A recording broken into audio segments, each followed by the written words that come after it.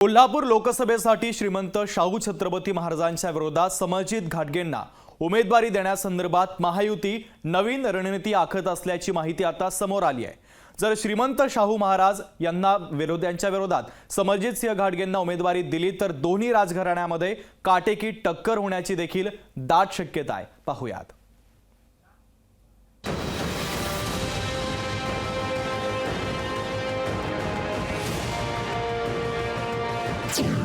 कोल्हापूर लोकसभेसाठी राजघराण्यात लढत। श्रीमंत छत्रपती शाहू महाराज विरुद्ध समरजित घाटगे रिंगणात। राजेंविरोधात समरजित घाटगेंच्या मनधरणीचे महायुतीचे प्रयत्न। कोल्हापूर लोकसभा मतदारसंघात पहिला धक्का दिला तो महाविकास आघाडीनं। थेट श्रीमंत छत्रपती शाहू महाराजांना मैदानात उतरवून महाविकास आघाडीने ॲडव्हान्टेज घेतलं। आता मात्र महायुती दुसरा धक्का देण्याच्या तयारीत आहे। शाहू महाराजांसमोर उमेदवार कोण असा पेच भेडसावत असतानाच महायुती मास्टर स्ट्रोक खेळण्याच्या तयारीत आहे। राजघराण्यातीलच व्यक्ती रिंगणात उतरवण्याच्या हालचालींना आता वेग आलाय। महायुतीकडून समरजित घाटगेंना विचारणा झाल्याचं सांगण्यात येतं।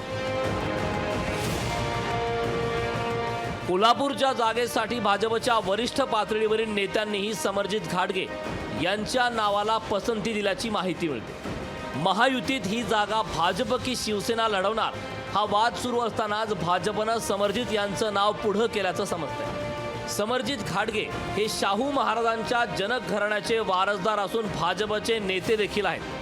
कागलमधील घाटगे घराण्यातील व्यक्तीला रिंगणात उतरवल्यानं शाहू महाराजांविरोधातली लढत थेट होईल असे अंदाज बांधण्यात येत आहे। या चर्चेवर समरजित सिंह घाटगेंनी मात्र माध्यमांसमोर प्रतिक्रिया देणं टाळलंय। आपण भाजपचा प्रोटोकॉल पाळणारा व्यक्ती असल्याचं म्हटलं असून सध्या त्यांनी या विषयावर मौन बाळगलंय। दरम्यान त्यांनी आपलं म्हणणंही कळवलंय। समरजित घाटगे काय म्हणाले? मी सुरुवातीपासूनच विधानसभेची तयारी केली आहे। लोकसभेसंदर्भात मी अद्याप कोणताही विचार केलेला नाही। कृपया या चर्चेमधून माझं नाव शक्यतो टाळता आलं तर टाळा। मात्र यापुढे पक्ष जो आदेश देईल त्या पद्धतीने मी काम करेन। महायुतीतही अनेक इच्छुक आहेत।